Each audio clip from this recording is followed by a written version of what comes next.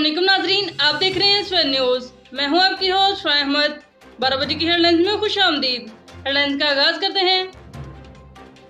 इस बार कोरोना ने पंजाब को निशाना बनाया है।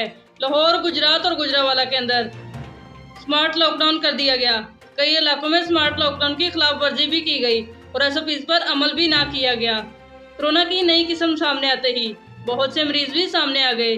मुस्बत केसेस की शरह 6.6 तक पहुंच गई।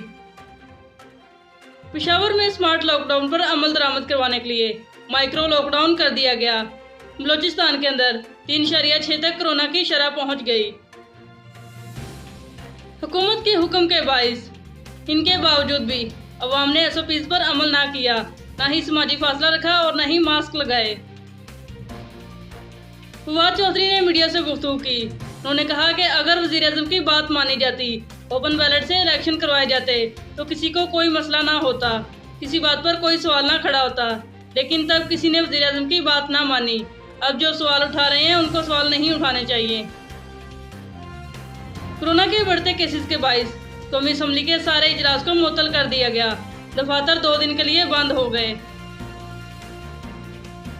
आज़ाद कश्मीर के अंदर 28 मार्च तक कल से तालीमी इदारे बंद किए जाएंगे।